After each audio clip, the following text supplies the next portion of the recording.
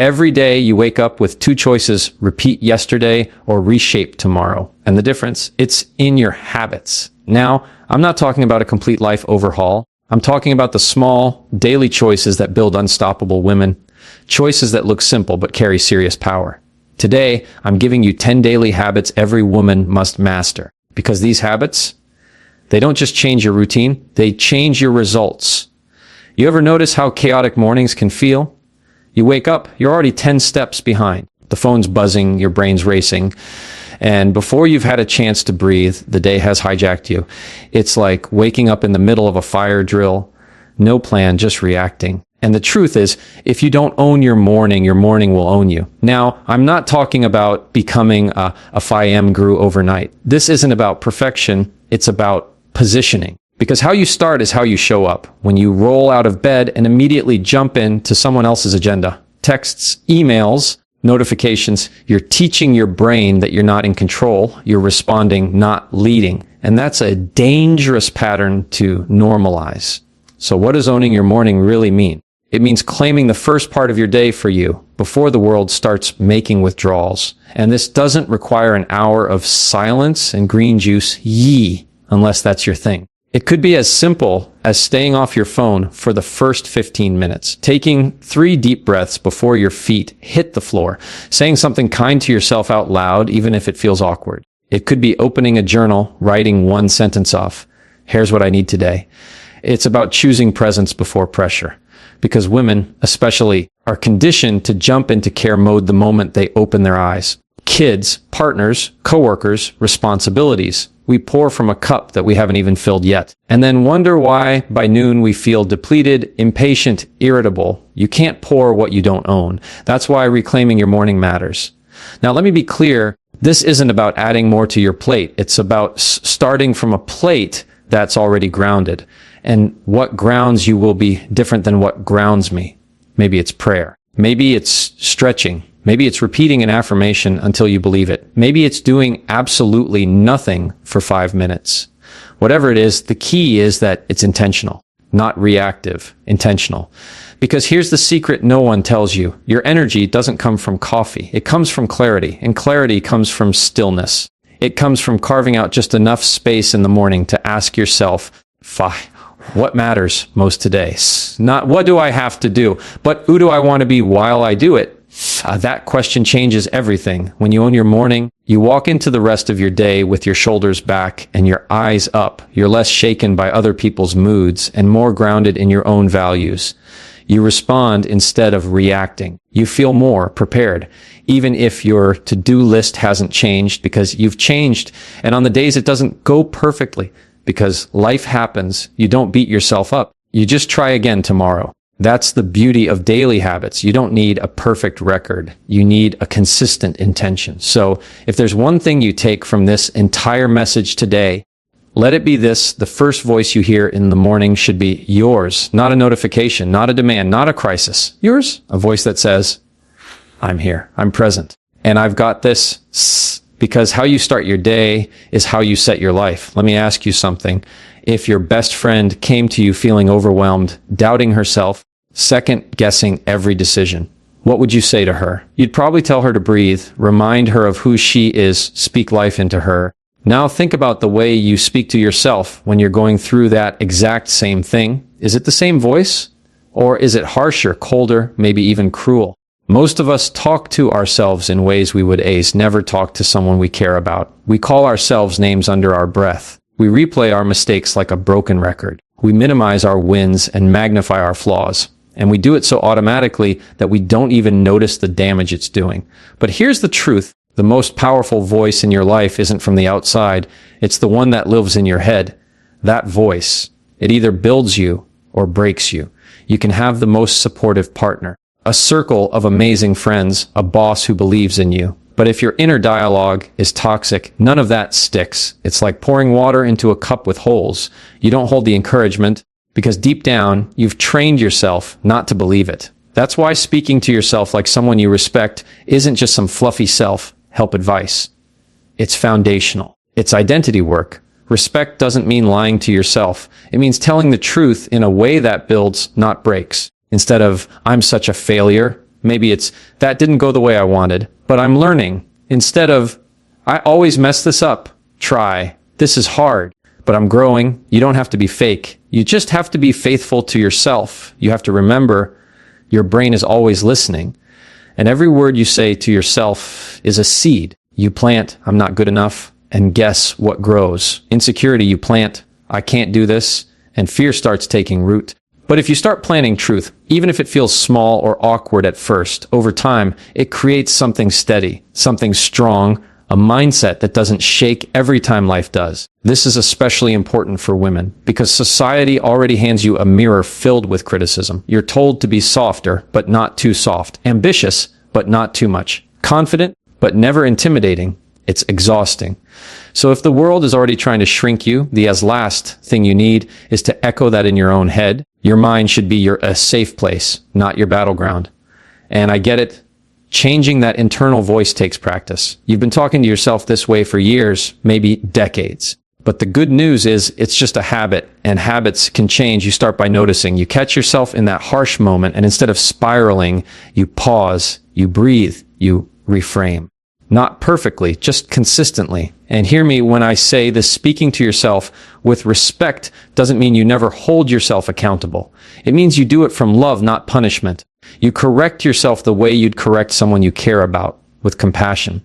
Because lasting change doesn't come from shame. It comes from grace. Every single day, you're reinforcing your identity through your words. That voice inside, whether it's kind or critical, is shaping who you believe you are. So if you want to start showing up differently out there, you've got to start talking differently in here, inside, in your mind.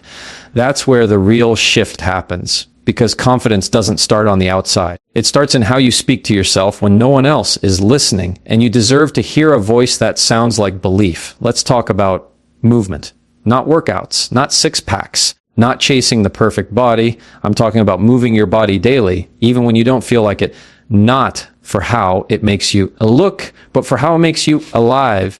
Because here's the truth, movement is not just physical. It's emotional, mental, and spiritual. It's not about hitting the gym every morning at 5 a.m.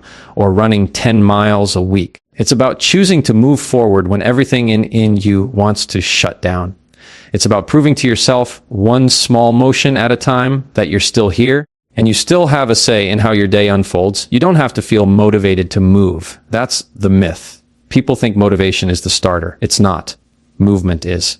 Motivation comes after you move. You walk for 5 minutes. Suddenly your brain starts clearing. You stretch your arms and you feel tension you didn't even realize you were carrying begin to release. That's not just exercise. That's ownership. So when I say move daily, I'm not saying become a fitness influencer.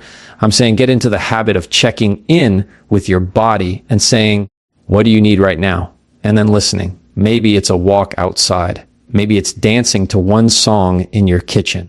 Maybe it's lying on the floor and stretching your back because you've been hunched over all day. It doesn't have to be loud or public or impressive. It just has to be intentional. And I know there are days you don't want to. Days when your body feels heavy or your heart feels tired. That's exactly why you do it. Because when your body moves, your mind follows. Movement shakes things loose. It gets you unstuck. Some of the most important breakthroughs I've had didn't come when I was journaling or talking to someone. They came on a walk. In silence, in motion. Women carry so much emotionally, mentally, physically. We carry stress in our shoulders, anxiety in our stomachs, tension in our jaws. We don't always get to put those weights down, but movement gives us a way to shift them, to breathe through them, to let some of it go. And let's be honest, we live in a world that sells rest as laziness and movement as punishment. No wonder we feel disconnected from our own bodies. But I want you to hear this. Your body isn't your enemy. It's not a project. It's a partner. It wants to work with you, not against you. And daily movement is one way to restore that relationship.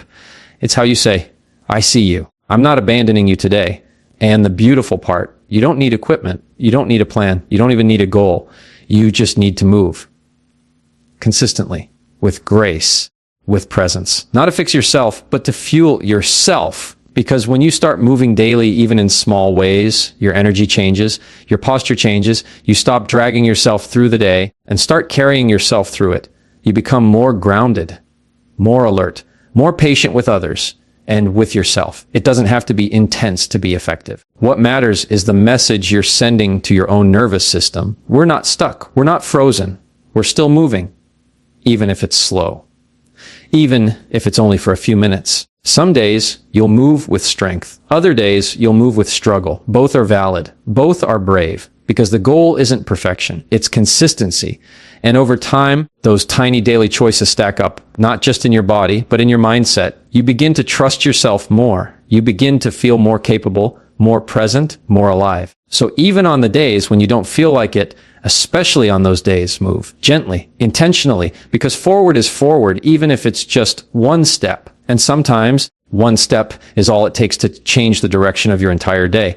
Let's talk about something most of us struggle with: saying no. Not just the word itself, but the act of protecting our time, energy, and peace. Because every time you say yes to something, you're saying no to something else. And often that something else is you. We live in a culture that celebrates hustle and selflessness, especially for women. Say yes, be helpful, stay available, be everything to everyone. But let me ask you, when's the last time you said yes and immediately felt the weight of regret settle in your chest? That tight feeling that says, I should have listened to myself. That's not just discomfort. That's your boundary trying to get your attention. Every yes is an agreement. And if you're not careful, you'll find yourself agreeing to things that pull you away from your purpose, your priorities, and your peace. It starts small. You say yes to an extra meeting, to a favor that drains you, to an event you don't want to attend. And before long, you're wondering why you feel overwhelmed, resentful, even burned out. It's not always the big things that break us. It's the constant yes to things that aren't ours to carry. Saying no doesn't make you rude. It makes you responsible for your time, your well-being, your energy. Saying no is not rejection, it's redirection. Yeah. It's saying, that's not for me right now, or I'm not available for that, or even just no, thank you. Period. No explanation required. You don't owe everyone access to you. Just because I can do something doesn't mean you should. Just because someone asks nicely doesn't mean it aligns with what you need. We have to stop confusing guilt with growth. Growth isn't saying yes to everything. Growth is learning which yeses matter. And this isn't about becoming cold or unkind. In fact, learning how to say no with love is one of the most respectful things you can do for you and for others. When you say no clearly, you're telling the truth. You're not overcommitting. You're not showing up half present. You're not building quiet resentment. You're choosing honesty over obligation. That's integrity. You don't have to offer a spreadsheet of reasons.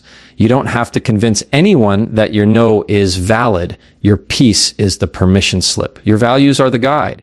If you don't protect your yes, no one else will. That's your job. Sometimes the hardest no is to people we love. Family, close friends, people who mean well but don't understand our capacity. And when that moment comes, you're going to feel the pull to please, to bend, to make it easier for them, even if it's harder for you. And that's where your power comes in. You pause, you check in with yourself, and you ask, if I say yes to this, what am I saying no to? That question right there, it changes everything. Because now your yes has weight.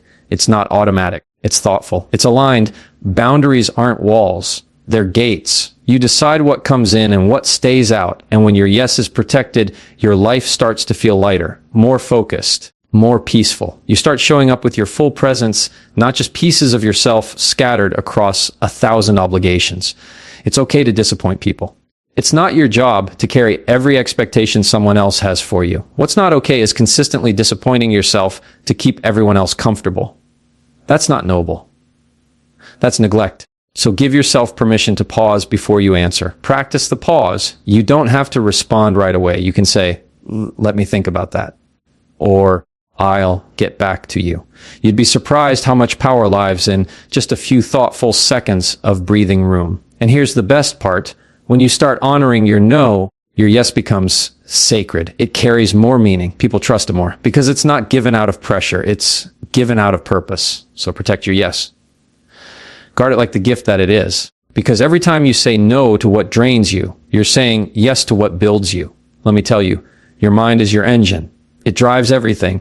The way you talk, how you react, what you believe, what you allow. And if you don't take time to reset it, it'll start running off old thoughts, outdated fears, and unchecked emotions. You wouldn't keep using your phone all day without charging it, right? Same thing with your mind. It needs a reset daily. Not once a month, not when things fall apart, daily. We carry so much. Conversations that didn't sit right, thoughts that spiral in the background, pressures we don't talk about. There's always something waiting to fill your mental space, and most of it doesn't come in peacefully. That's why if you don't clear the clutter in your mind, the noise becomes normal. And that noise, it drains your clarity, your creativity, your confidence. A daily mind reset doesn't need to be fancy. You don't need incense, a mountaintop, or a special app. All you need is a few moments of honesty with yourself. That's it. It could be 5 minutes of silence in your car before you walk into work. It could be a journal page that says, here's what I'm feeling, and here's what I'm choosing instead. It could be a prayer, a breath, a question.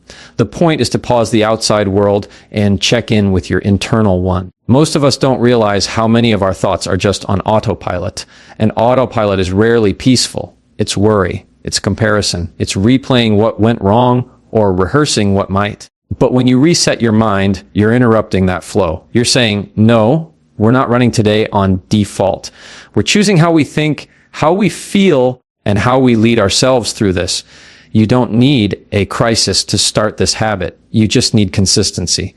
Because peace isn't a personality trait, it's a practice. And the people who seem calm and grounded and clear-headed, they're not lucky, they're intentional. They've made space to think before reacting, to breathe before rushing, to ground before deciding. That's not magic, that's a reset. And let me be real, some days it won't feel like it's working. You'll sit in silence and your mind will still race. You'll write a journal entry and feel no lighter. That's okay. The goal isn't to feel perfect every time. The goal is to show up for yourself consistently. Over time, your nervous system starts to trust you. Your body starts to feel safer. Your thoughts don't grip you as tightly. That's the power of showing up. This is especially important for women. You're often expected to manage emotions, yours and everyone else's. You're carrying expectations at work, at home, in relationships, and still trying to stay present. That's a lot. So giving yourself a few minutes to process, to release, to breathe, that's not indulgent. That's survival. That's strength. Sometimes a mind reset looks like journaling. Other times it looks like closing your eyes and saying, I release what's not mine to hold. Sometimes it's saying nothing, just breathing. Sometimes it's reminding yourself, I don't have to fix everything today. These small moments, they recalibrate your focus. They remind you of who you are before the world tells you who to be. You can build it into your routine, morning coffee, end of day check, in a midday walk. It's not about timing. It's about presence. It's about taking a moment to ask, where am I mentally right now? And is that where I want to stay? You wouldn't trust a GPS that hasn't been updated in years. So why trust thoughts that haven't been challenged? A daily reset helps you course correct before you drift too far. It helps you move with clarity instead of chaos. It helps you respond instead of react. And you don't have to earn that space. You don't have to check every box before you're allowed to rest your mind. You don't have to justify it. You just have to take it. Because clarity isn't found in the noise, it's found in the pause. So invest in that pause. Protect it. Prioritize it. Make it a non-negotiable. Because a clear mind doesn't just change your day, it changes your direction. So here's the truth. Your life doesn't change all at once. It changes in the small, quiet moments when no one's watching. In the decision to get up a little earlier and own your mornings. In the way you speak to yourself when things don't go right. In choosing to move, even when it's the last thing you feel like doing. In protecting your yes and standing firm in your no. In taking just a few minutes to reset your mind before the world pulls you in 100 different directions. These aren't just habits. They're anchors. Daily choices that build strength, clarity, and self-respect. And the more you show up for yourself in the little things, the more you'll trust yourself with the big ones. You don't need to have it all figured out. You just need to start. Start with one habit, one reset, one better choice, and keep going. You're not here to live on autopilot. You're here to live on purpose. Master these habits, not to become someone else, but to fully become you. That's where your power lies.